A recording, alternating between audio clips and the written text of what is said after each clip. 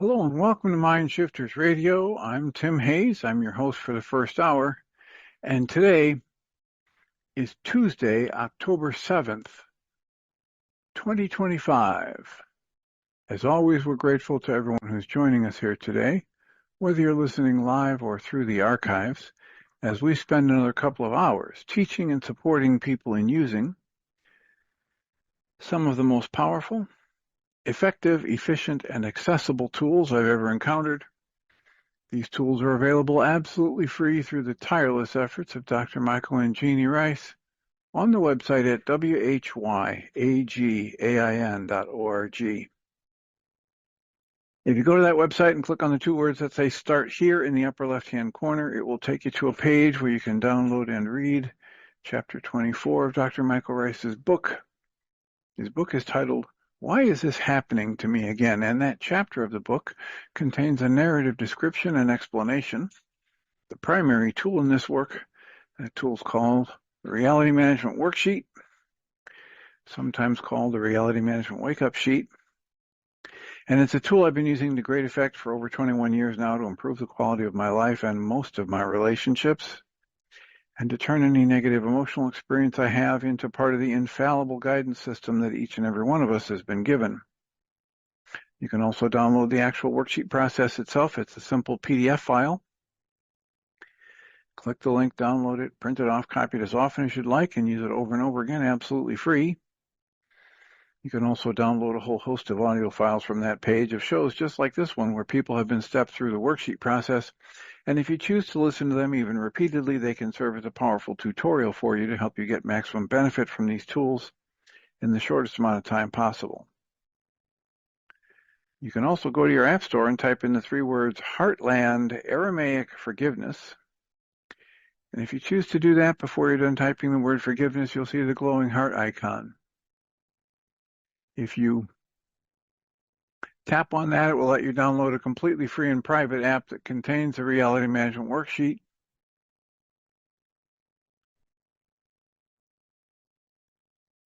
I'm interrupting this because somebody's typed in the comments. At the start of Zoom, if you said, it said you have muted audio. I hear you fine, but perhaps you won't be able to hear us. Well, I think you're muted until you press *6. I think everybody is introduced in the muted position, and then they have to actively choose to be unmuted. So you can download the app that contains the Reality Management Worksheet, an abbreviated version of that worksheet process, and a copy of the Dragon Klingon game, which is a wonderful way to introduce these tools to even younger audiences. We hope people do that soon and often, primarily because it tends to improve the quality of people's lives the more they actively apply these tools in their lives, and secondarily because it tends to prompt comments, questions, answers, and testimonials. If you have any of those to share with us, please do so. If you're available live, you can go to zoom.us from 11 a.m. till noon, 5 days a week during the weekdays, and enter the meeting ID number 853-2357-4173. That's 853-2357-4173. You can also call in on your phone on one of the many numbers that Zoom offers, and then enter the same meeting ID number. And as we just mentioned, process for muting and unmuting is *6. It's a toggle. Hit it once, it'll mute you. Hit it again, it'll unmute you, or vice versa. So please let us know how we can support you. If you're not able to join us live, you can email me at tjh@mindshifters-academy.org, or you can email Jeanie at jeanie@whyagain.org. That's whyagain.org. And if we get a question or a comment from you, we'll address it on the internet show, and then as time allows, send you a notification about what day and time that occurred, so you can listen back to the archives for your feedback or input. And we greatly appreciate whenever anybody does that, because it makes it infinitely easier for us to live into our intention with this work. The intention we have with this work is that we be of service. And that's just so much easier to do when we know how these things are landing for you. So I've had some of those energies we call frustration come bubbling up in me this morning. I'm trying to get a transcript of an Alan Watts YouTube that titled "Spiritually Awake People Quit These 7 Things Slowly," and it's a very nice, about an 18 and a half minute audio file. It's been uploaded to YouTube. So there's nothing there when you're listening to it except background pictures. So you're not getting a video of Alan Watts talking, but you're getting his voice live. And I was hopeful to read it because it's for me this morning as I was listening to it, it was kind of right there in the pocket. You quit when, and each of these is done slowly and gently. He talks about quitting things like quitting the desire for approval. And what he says is, if you're doing your spiritual work, this will eventually happen. The desire to be approved of by people, even especially those people that we don't really even like or want to be around, falls away. And he says, you don't really get to decide whether or not it falls away. You only get to decide how gentle you'll be with yourself through that process.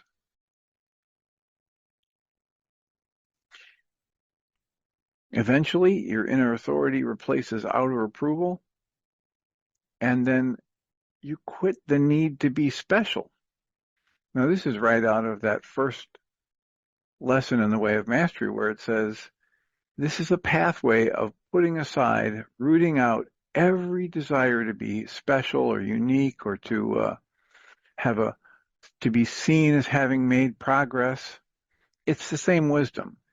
It's like what Joseph S. Benner is calling us to in his book, The Impersonal Life. And what he says in this talk is that when the need to be special dies off, as it will eventually, and we recognize and we come to live from the realization that we're all connected and we're all part of this magnificent miracle of life, he says what happens is when the need to be special dies, something extraordinary is born. One of the next needs that you quit is you quit the need for certainty. Most of us are really, really striving for certainty, safety, security.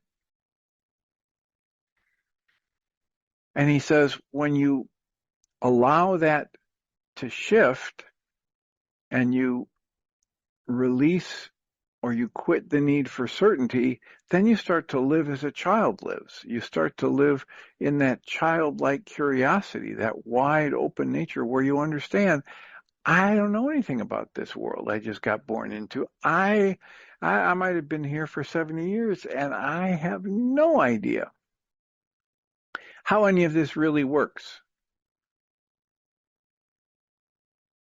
which is what the Way of Mastery calls us to, and they refer to it as divine ignorance. One of the next ones he talks about is quitting blame. You quit it because it no longer serves you. Instead of blame, you start asking, what is life showing me in this moment?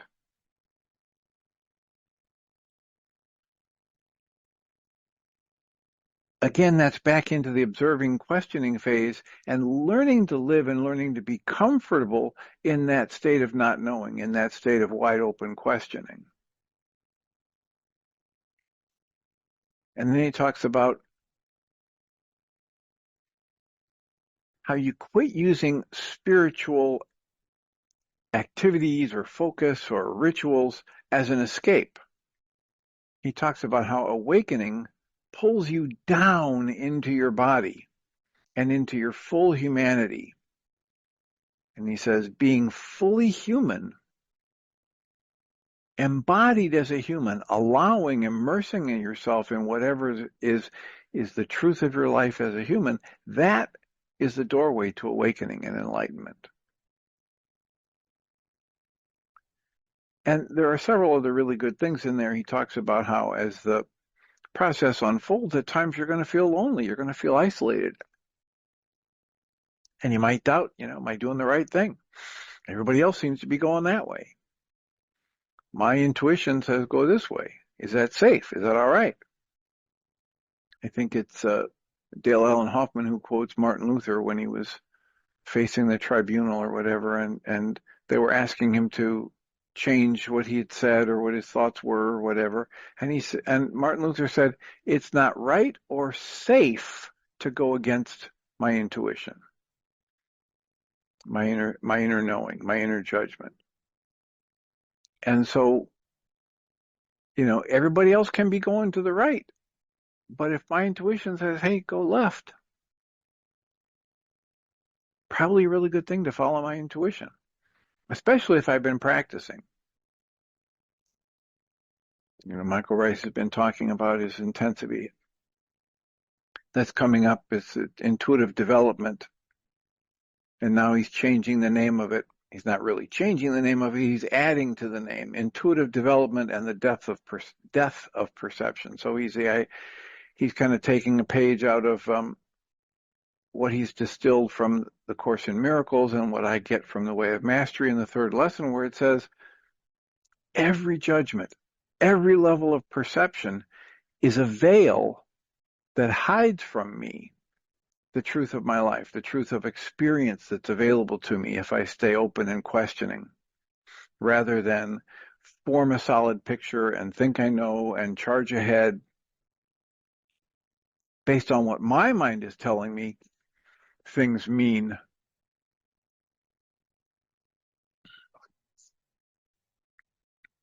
So those are just some of the points that Alan Watts makes in that YouTube video titled Spiritual Awake People Quit These 7 Things Slowly.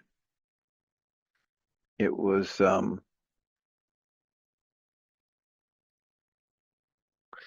guess it was uploaded maybe just this last month.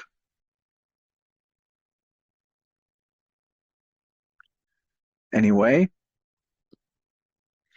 we have plenty of time for comments and questions. For those that don't know, Alan Watts was born in 1915 and died in 1973. He was a British philosopher and writer known for making Eastern philosophy acceptable to the Western world. With clarity, humor, and a sense of mischief, he brought ideas from Zen, Taoism, and Vedanta into everyday life. To Alan, life was not a problem to be solved, but a symphony to be heard with playfulness and wonder. And I echo that. Pretty much everything I've read from his and listened to the videos and interviews is charming. There is humor, there is playfulness, even in the most serious topics. Which is interesting because at times, if I'm being playful with a topic and someone else is interpreting that topic as being deathly serious, it can really gunk up the works as we're trying to communicate.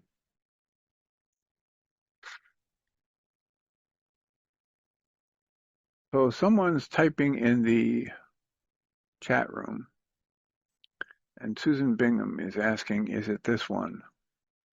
I don't know how to track that down, Susan, because the address for this isn't showing up on my phone, and so I can't easily copy and paste that to verify without losing track of what I'm doing here. So, but again, lots of good stuff by Alan Watts on YouTube.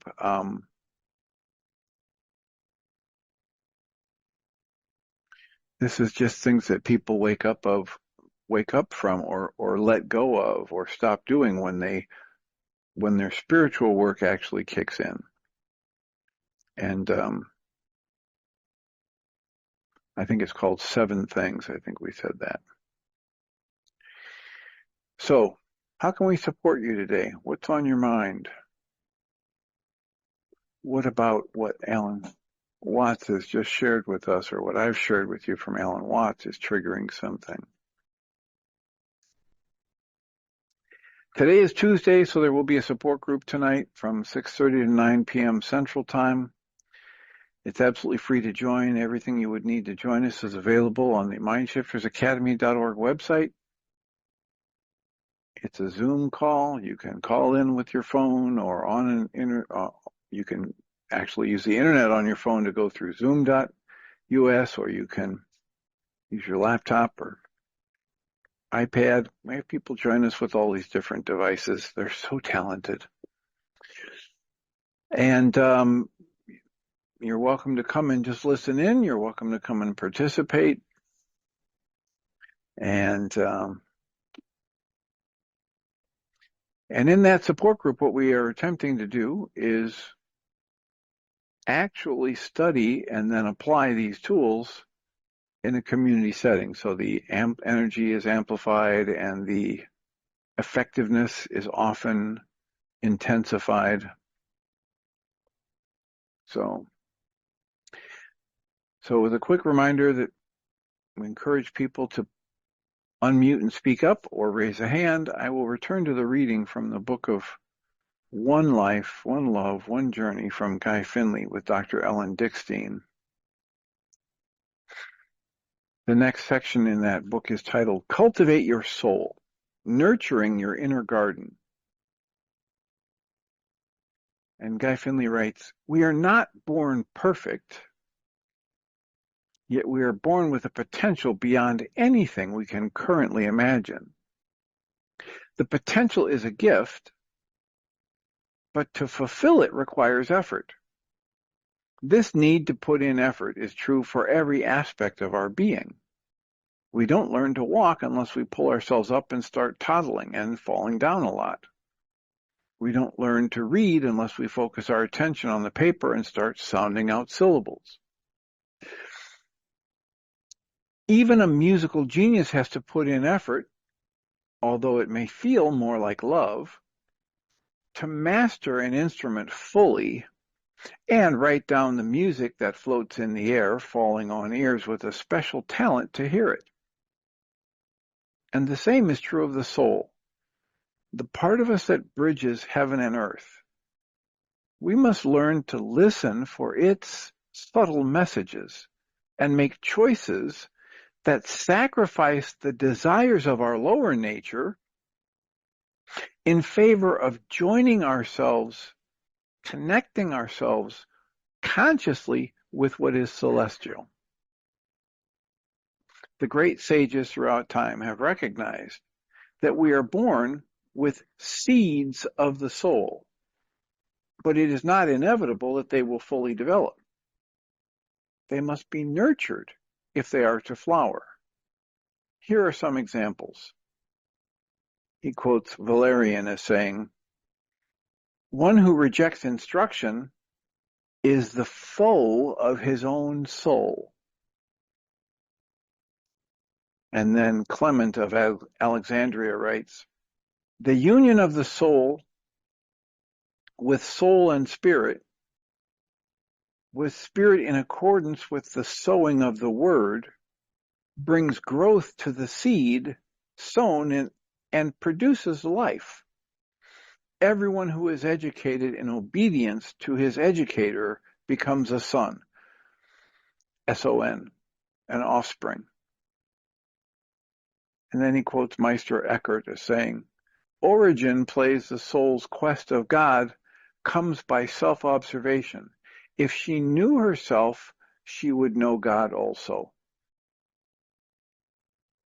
The soul's quest of God comes by self-observation. This is another way of saying what you're looking for is what is looking.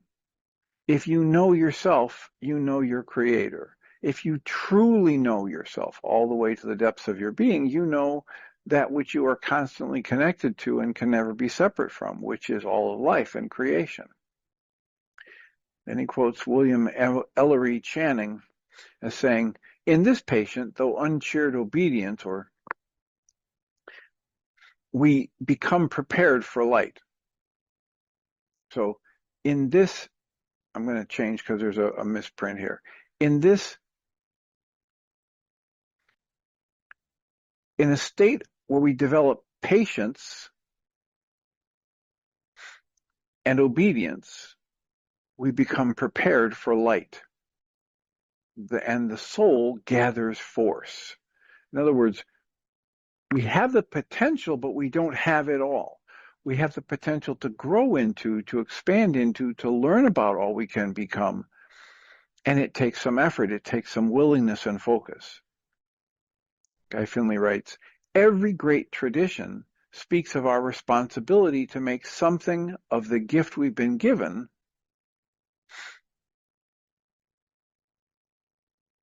and he talks about it as a nascent soul.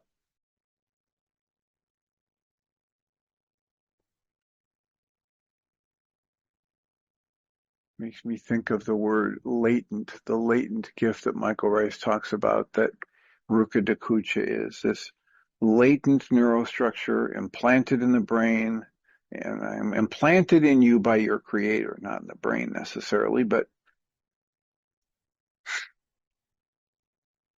a latent neurostructure implanted in you by your creator that's there to break off the effects of your errors in thought and guide you to truth and happiness if you just ask it to. So nascent means coming into existence, means, being born, being at the beginning of. So he's talking about this newly growing, expanding soul that we've been given. And every tradition speaks of our responsibility to make something of that gift, to make something of our soul. Guy writes, our every wish to fulfill this great task sets us on the one great journey that will, if we stay with it, that will finally bring us to the wholeness, peace, and love that are awaiting us. Let this last insight encourage you to find the power you need to get you started nurturing the seeds of your own soul. We should never measure ourselves according to what we think our possibilities are, as all such estimations are always limited conclusions reached by a self that secretly evaluates its own past in order to measure what might be its future. Rather, we ought to have faith in the, quote, impossible, close quotes, as the soul is created, intended to transcend itself and all that went before it as it gets reborn in this earthly experience. This is just like the thing we were reading yesterday where he says, we tend to think that what we know is more important than all the things we don't know yet. So we get stuck pouring our effort and mind energy into proving how much we know rather than staying wide open and letting life teach us, rather than growing into, those things we can't know. What can't we know? We can't know what's new. Guy Finley just says it this way: the new can't be known. When you turn a corner and see something and it's familiar, that's not new. If you turn a corner and you see something that like nothing you've ever seen before and you're fumbling for words to describe it, you might be onto something new. The second time you see it, it's not new. The second time you see it, you've got judgments. You've projected parts of what you've learned from the past onto it. And while this can be very useful in terms of physical survival, it's a pattern that's evolved in us, and everything that's in us is there for a reason. So it may be useful in terms of physical survival. And yet the point of these teachings is that which is beyond the physical with us, that which is of utmost importance to our existence, that is parallel to our physical experience.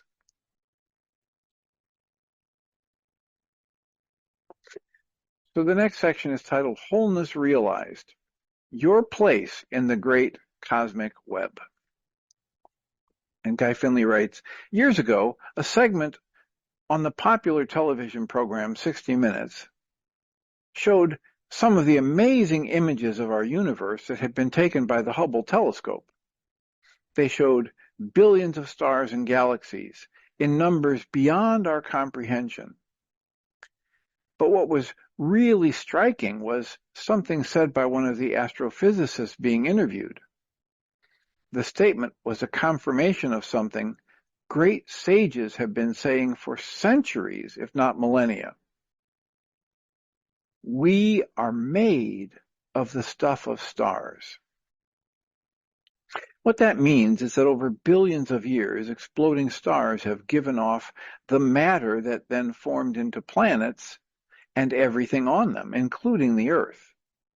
And we ourselves, our actual bodies, are coming from that same material. What that also means is that everything in the universe is connected. We are connected to the stars, to the galaxies, etc. We're also connected to the flowers, the deer, and most importantly, one another on the planet that we ourselves inhabit. Human beings often feel alone and alienated from the world around us.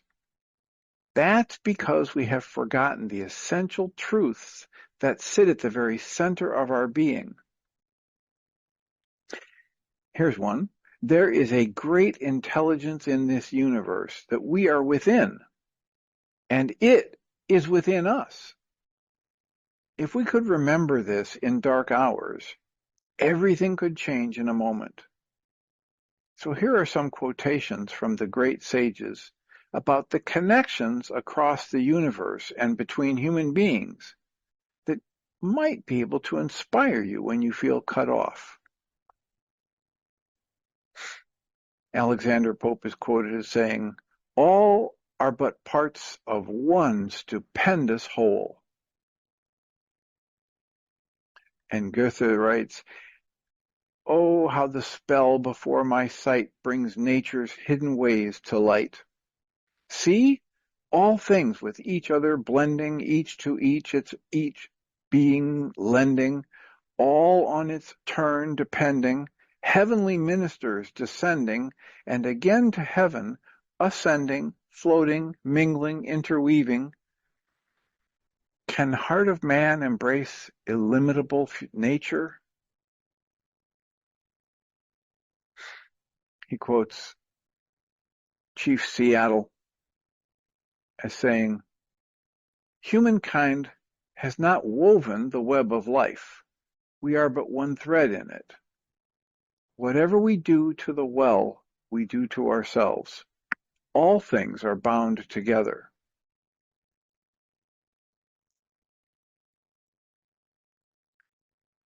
P.D. Ouspensky writes, "Man is, in the full sense of the term, a, quote, miniature universe. In him are all the matters of which the universe consists. The same forces, the same laws that govern the life of the universe operate in him. Therefore, in studying man, we can study the whole world, just as in studying the world, we can study man." Guy writes, "Can you see the beauty and encouragement in these sublime revelations? Can you sense the truth of what they say? Do they stir some deep understanding that's hidden within you that was born in your heart?" There's an invitation here to spend some time pondering these beautiful, timeless quotations. Let their meaning wash over you. Not only will they help you see your own life from a new perspective, but they will help you see everyone else differently as well. All are but parts of one stupendous whole. Humankind was not woven, has not woven the web of life. We are but one thread in it. Whatever we do to ourselves.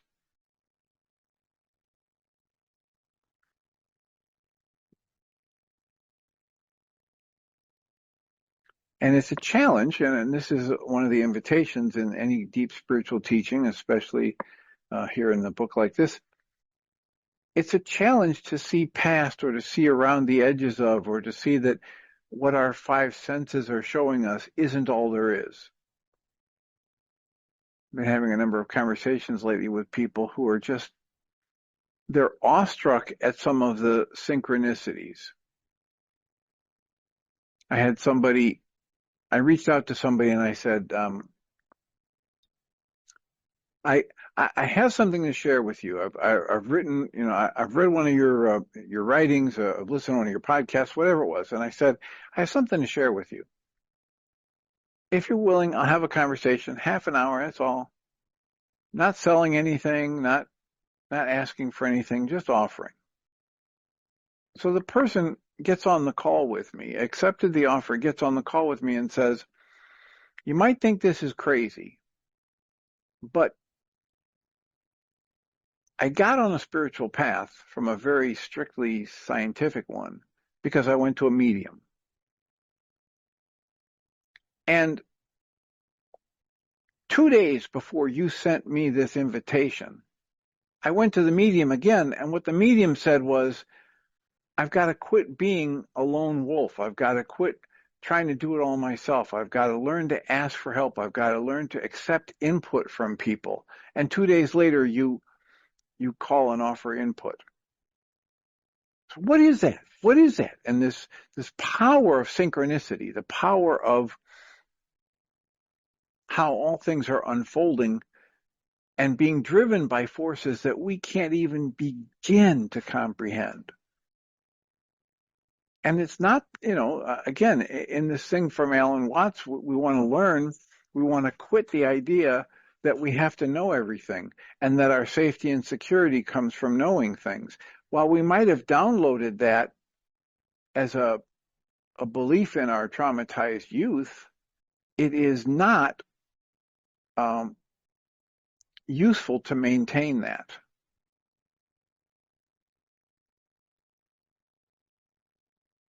So in the list of things that Alan Watts says we will quit, the desire for approval, the need to be special. The third one he lists is you'll quit the need for certainty.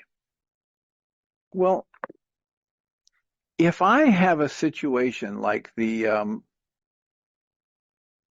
one that I just described, where this person went to a medium or a psychic medium, whatever, and asked for advice, and the advice was literally, you need to accept more advice and input from other people. You need to work more in community with other people and not be doing it all on your own.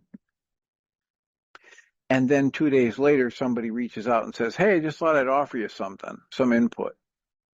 I've got more experience in this field than you, or I've got more time in it, or I've had some rare experiences you haven't had I'd like to share with you. And if he spends a lot of his energy trying to figure out how did that happen, he's wasting his energy.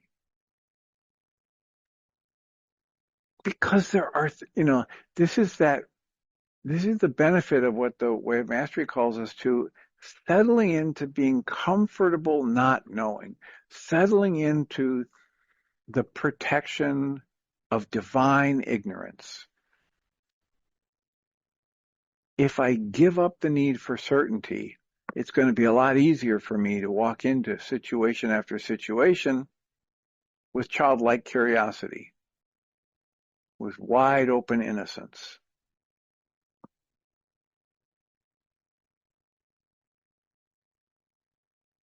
So the next chapter in the book is titled The World and Humanity. Guy Finley opens with a quote from himself where he says, "The only true antidote for antagonistic feelings towards others, seen as being unlike we are, is to realize this simple but largely unwelcome truth. Just like us, everyone everywhere in the world is doing the best they know how to do with the pain that they have been given." So I usually use that quote and say, with the resources they have, well, what they believe is available to them at the time. And Guy Finley switches it up from that and says, everybody's doing the best they can and what they know how to do with the pain they've been given. Way of Mastery says, what if you looked upon somebody who did something that you think is bad to you? They stole your stereo, or they said a bad word, or they cheated you out of some money. What if you chose to look at them as a brother or sister just like you, who hasn't yet learned that they have the capacity to get whatever they need and want out of life without hurting anybody else? What if you look at what they're doing as a cry for help and healing, or an expression of their inner pain, rather than an attack on you? Well, if you can do that, I'm here to tell you, because I've practiced doing it, and every time I've been successful, it's life-changing for the better. The book chapter goes on, and the next title of the section is Be the Change, Heal the World from Within. Guy writes, we all have negative reactions, probably multiple times every day. We spill coffee grounds on the counter, we're already running late, we're stuck in traffic, and then here comes that snide remark from a coworker. After 3 or 4 of these things happen, we're ready to blow up. If you multiply that by 8 billion people, and we can almost see the cloud of negativity hanging over humanity. But strange as it may seem, the reactions themselves are not the problem. Those reactions, they're automatic, like kicking our leg when the doctor hits our knee with a rubber hammer. The difference is, when the doctor hits our knee, we don't get mad and we don't hang on to the feeling. By contrast, when unwanted events happen and we react, we hardly ever let go of anything. When the negative reaction comes, we identify with it, we claim it, name it, and hang on to it until it grows into something huge that we can keep feeding by thinking about it. Not only do we suffer and make others suffer as the negativity spills over onto them, but we lose a tremendous opportunity for inner growth. As this quote by the Hindu philosopher Vivekananda explains, quote, every reaction in the form of hatred or evil is so much loss to the mind, and every evil thought or deed or hatred or any thought of reaction, if it is controlled, will be laid in our favor. It is not that we lose by thus restraining ourselves. We are gaining infinitely more than we suspect. Each time we suppress hatred or a feeling of anger, it is so much good energy stored up in our favor. That piece of energy will be converted into the higher powers. Vivekananda, from 1863 to 1902. And Guy Finley writes, this means if we can learn to recognize our negative reactions and do the work to not go along with them, not only do we stop hurting ourselves and others, but the energy we save can be used for our higher transformation. This kind of new self-command doesn't come overnight. It takes observation and willingness to let go of reactions that we always thought were our essential nature. But once we realize that we don't want to go on with things as they are, we'll realize there really is nothing more important for us to do than let go and outgrow who and what we have been up until that moment. We want to let go and outgrow who or what we have been up until that moment.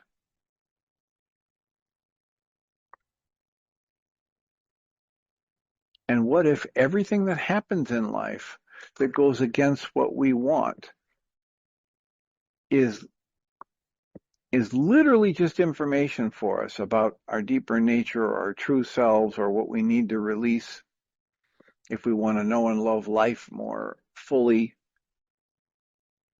Because if I'm holding on to anything that generates intense emotions, it will distort my perception in direct proportion to how intense the emotions are.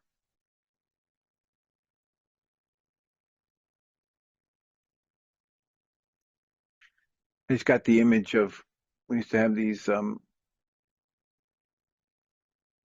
people would get trees. They'd either get the all silver tinsel trees or they would get um, trees that they would spray with white flocking and they'd be all white. And then they'd get a spotlight and a little motorized stand. And in front of the spotlight on a little stand was a 3 or 4 filter, translucent colored paper or plastic. And so as the red filter would come in front of the light, the tree would turn red because the light would shine bright and white from the floodlight, would go through the red filter and come out making the tree look red. And then the filter would keep turning and the tree would turn yellow or blue or green. And the colors on the wheel would spin. And if you imagine the colors on the wheel being the same as our emotions, as the emotions come up, they change our perception. Just as the filters, as they spin in front of the light, they change the perception of the tree from the outside observer's point of view.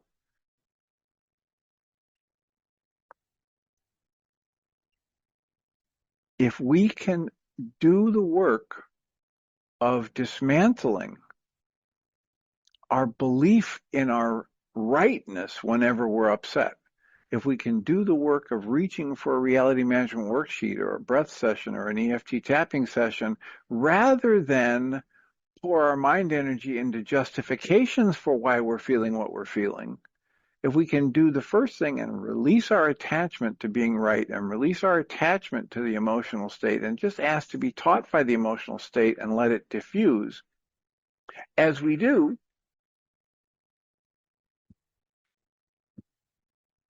it allows us to see things more accurately. And what if in that filter in front of the spotlight that's projecting light onto the Christmas tree, what if we take one of those X-Acto knives and we cut out the red colored paper or plastic, translucent plastic? And so now when that comes around, it's like there's nothing obscuring the pure white full spectrum light from leaving the floodlight and hitting the tree. And that's when we're going to perceive the tree and its actual color more accurately. What if carving out the emotions, carving out the plastic on the spinning wheel in front of the spotlight, what if that's like doing enough worksheets to get rid of my anger? What if the more I dismantle my upset and anger, the more different aspects of a situation become apparent to me, the more clearly I can see and respond to them? And what if whatever I choose to do from that position or any decisions I make are far more likely to be beneficial? What if? The book here goes on. The next section is titled The Ultimate Guide to Unshakable Peace. And Guy Finley writes, with all the peace talks, global conferences and denominations and demonstrations that have been taking place around the world for what seems like millennia, wouldn't you think that by now there might be a little peace on Earth? But human history tells us a sad story of promising fits and starts that all too soon fizzle away, leaving no lasting accord. Truth be told, it's the same story within each of us. On almost a daily basis, we fight with our own desires, struggling to bring calm into our relationships, even as we rebel against anyone who challenges our idea of what it means to be, quote, caring, close quotes. So that except for brief moments of respite when things seem to go our way, our, quote, peace, close quotes, is soon disturbed, and we're out looking once more for whatever we hope we will be able to find that will finally make our world right. So does this mean that we human beings are doomed always to be in conflict? Or are we just going about finding peace the wrong way? If we look at what the great sages have to tell us about peace, it becomes clear that searching for it outside of ourselves through gaining any object or power, or trying to control conditions and other people, all of that is absolutely bound to fail. But at the same time, true peace, celestial peace, is never not right here and now. And it's nearer to us than our own wish to enter into its grace. We just have to discover how to connect with it. And the one way to do that is to reach it within the depths of our own nature through our full awareness in the perfectly present moment. Just look at the similarity in the message from these voices of truth from around the world and across time. Lao Tzu is quoted as saying, "If you are depressed, you are not living in the present, you're living in the past. If you are anxious, you are living in the future. If you are at peace, you are living in the present." And then the Bhagavad Gita is quoted as saying, "Water flows continually into the ocean, but the ocean is never disturbed. Desire flows into the mind of the seer, but he is never disturbed. The seer knows peace." And then here's Abu Yazid al-Bistami, quoted as saying, "All this talk and turmoil and noise and movement and desire is outside the veil. Inside the veil is silence and calm and peace." And then Fra Giovanni Giocondo is quoted as saying, "No heaven can come to us unless our hearts find rest in it today. Take heaven. No peace lies in the future, which is not hidden in this present little instant." Guy Finley writes, "Peace is our natural condition when we are quietly conscious in the wholeness of capital N-O-W, now. Our peace is disturbed when we are driven and spurred into harmful actions by a restless mind that looks outward for the resolution to its agitation. But all these attempts first bring pain to individuals who are driven from pillar to post seeking release. Then when individuals blame others for their pain, it leads to fights among people. When large numbers of people gather as nations and blame other nations, we end up with war. It may be hard to believe, but the global problems we see today are the ultimate expression of the pain within individuals who are looking in the wrong place to find peace. But now you know the real cause of these problems, and therefore the true solution. If enough people started taking the right responsibility to find real peace within themselves, we could begin to see real change in the world. But it takes a major reversal to start looking inward for the explanation and answers to our difficulties. Once we see for ourselves the validity of this new approach to life, it becomes our greatest pleasure to discover and root out the beliefs and behavior that keep us hurting ourselves and others. It's like what Michael Ryce says over and over again. Yeah, it takes effort, it takes time, it takes work. But once you realize that this is the work, what else is there to do? If this isn't the most important work you ever stumbled across, then go somewhere else and look for some other tools that strike you as the most important thing you've ever stumbled across and pursue that. You'll be more productive. You'll be happier with the benefits if you go find what resonates with you. And please, please, please don't just do it because your guru said to do it. If it doesn't resonate with you, stay true to yourself. The next section is titled Finding Peace in the Here and Now. And Guy Finley writes, our present nature believes that everything worthwhile, i.e., for example, pleasurable, everything that's pleasurable has to do with what we can extract from our relationships, from business, from money, from powers, etc. We look into this world that we see as being outside of us, hoping to find something in it to complete us. What we don't see is that the nature that searches the world outside of itself to make itself feel whole and real, that nature has set itself apart from that which it hopes will heal it. That nature divides to conquer, but this level of self can never overcome the unhappiness that is born of its own divided state. Simply seeing myself as separate from my creator, separate from you, separate from the flow of life, is a process that initiates my own pain.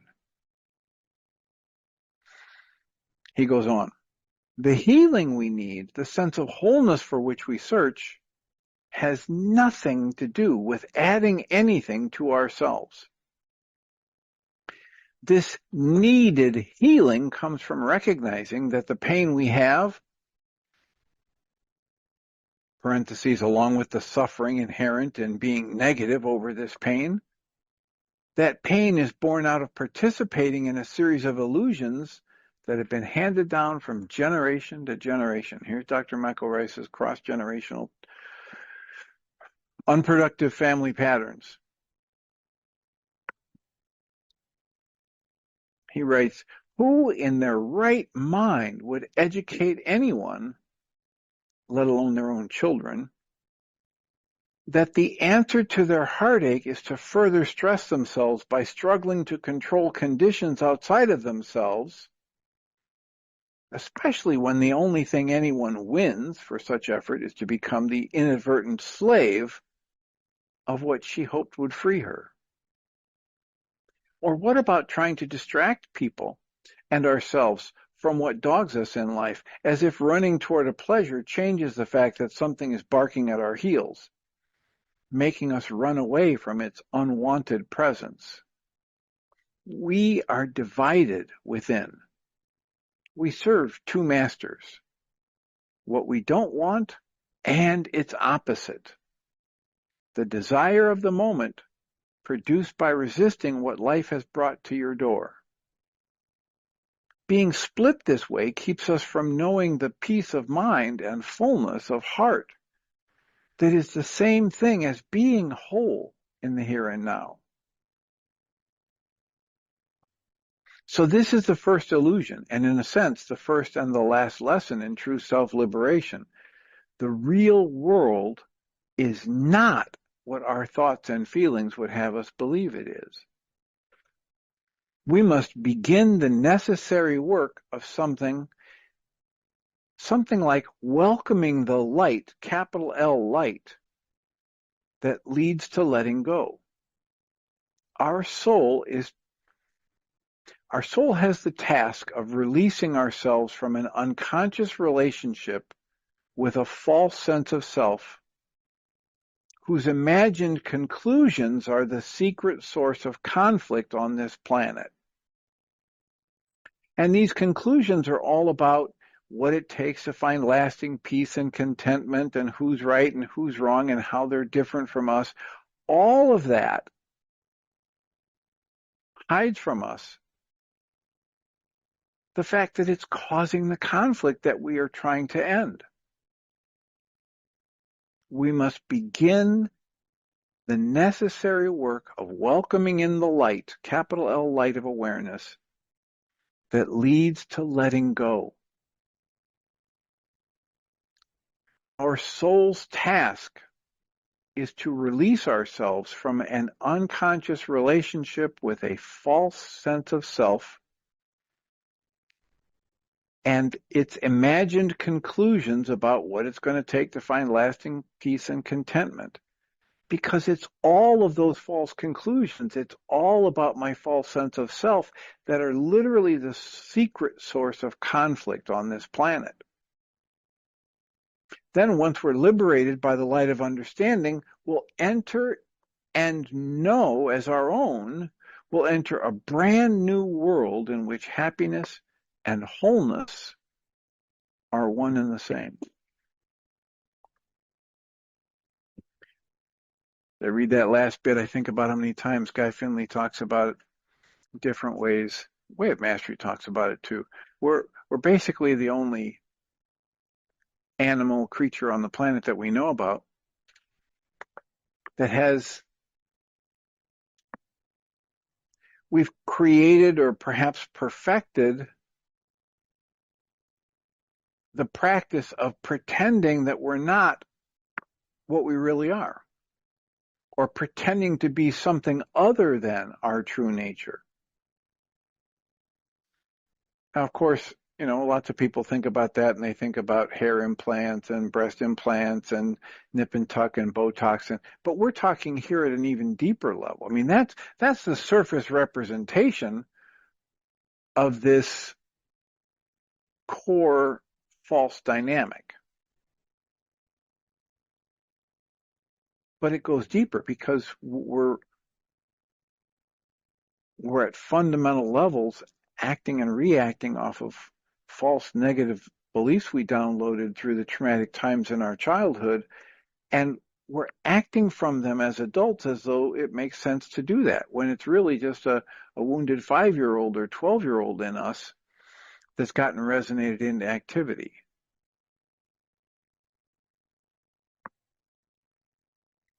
And so we think we are the angry person. We think we are the victim person. We think we are the bully. We think we are, and we aren't any of those things. We just have thoughts about them. Our true nature is this energy of consciousness, this ability to be aware that all these deep spiritual teachings want us to understand is not limited to just your physical body. You as an essence, as a spiritual essence of awareness, you're connected with the physical body. You have a relationship with it, but it's not all that you are. It's not your true nature. And your negative beliefs about anything,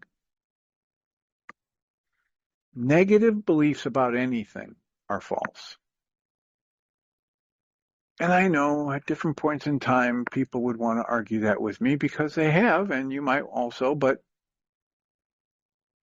no one's unmuting to argue, and we're out of time for today. So I will just remind us all that we have a support group happening tonight from 6:30 to 9 p.m. Central, and you're more than welcome to join us or pass that information along to somebody that you think might benefit from it. Go to mindshiftersacademy.org and find the Zoom link and just type it in your browser and join us. In the meantime, please try to work on remembering